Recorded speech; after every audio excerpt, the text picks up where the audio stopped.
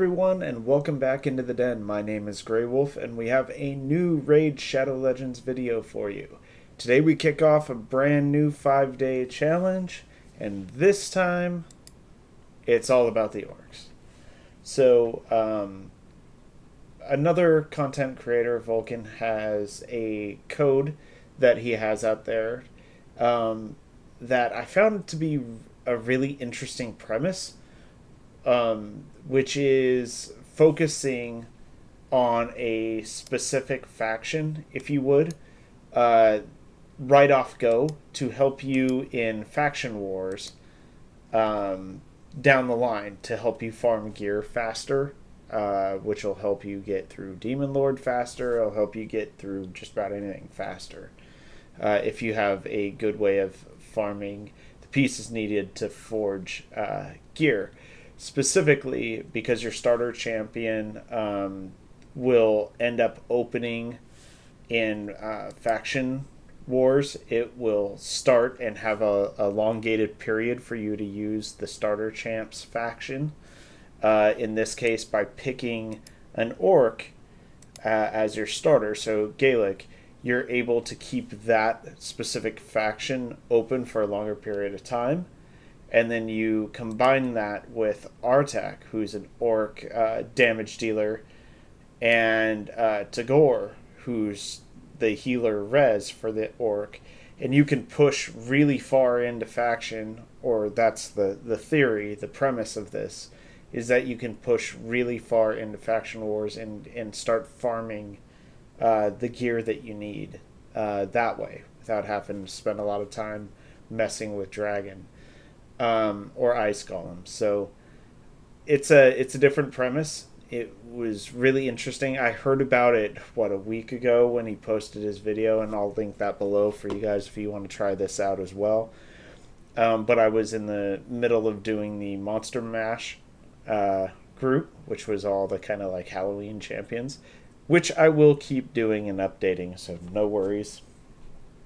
That's going to be the one that I'm going to do all my updates on running up to Nightmare on Demon Lord. But we needed a new 5-day challenge, and this one sounded good, so here we go.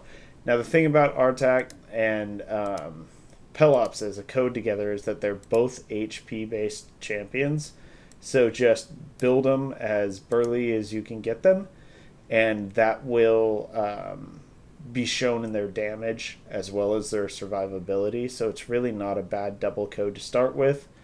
Gaelic I'll probably take to 4-star and ascend him, mainly to get a lot of the apprentice pass stuff done, but I will also be using him because he's an orc in faction as well. So for gear, what we ended up rolling, nothing too great here. Some HP and speed on the offensive pieces. Defense with crit rate, I don't love these boots. The HP with HP and crit damage isn't terrible on the lifesteal chest. I'll probably throw this on Pelops just to make him super tanky. The attack with HP and defense, these are kind of trash. The shield with crit rate and HP is going to be huge, so that one will go on Pelops, as well as the head and the weapon. Right now there's the champ. Let's see, is it the champ chase for Valoon? So you're going to get these different savage pieces of gear leading up to Valorant. And I'm going to probably throw those until I pull something better out of the campaign into Artak. But we'll see what we get. Sometimes you end up just getting a phenomenal set of like HP-based gear, and then that all has to go on him because he's an HP-based champion. So we'll see how that all goes. But a new beginning. A new 5-day challenge, and it should be rather interesting. We're going to quickly run this down, and I'll go ahead and live poll this shard, and we'll see what happens. I have in the past been pretty lucky with them. If I did get a rare, it was a rare I could use.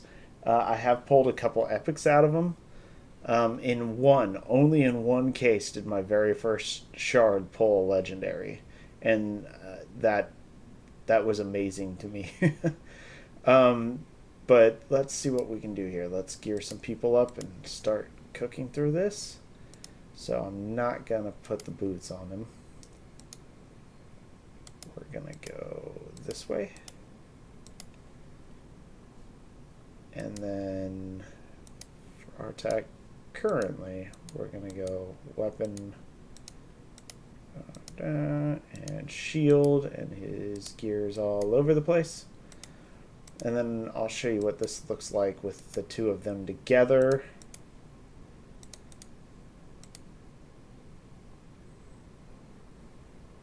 Alright. So Artak has two AoEs that he uses. His A1, I believe, is an AoE, as well as his A2. So if you can get him to do enough damage, these runs are going to be really, really fast. Maybe not as fast as like I don't know, maybe like a souped up Alice back in the day. But if you can get him geared well, I think he should be able to hammer through a lot of this pretty quickly.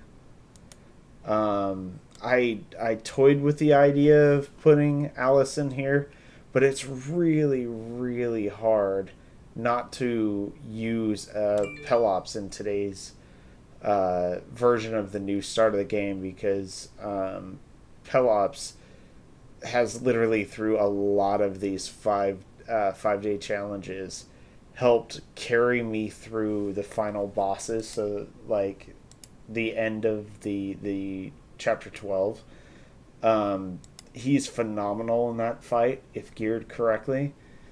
And so he's great for when you get stuck on something like Affinity, or there's the self-healing unkillable dragon. I can't remember which one that's in. Either I think maybe it's 10, stage 10 of campaign.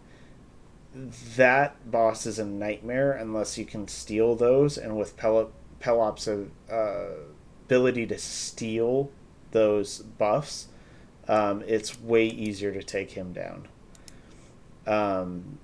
So yeah, I mean, I really wanted to go some different way with it, but in the end, if I'm really trying to chase this down, and the 2 HP champions is probably a good idea. So we're going to do this, getting it to the end of this.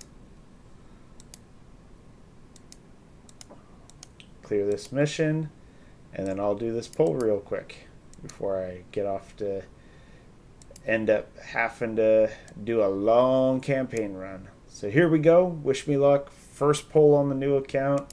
Let's see what we got. It's a rare, and it's not a great one.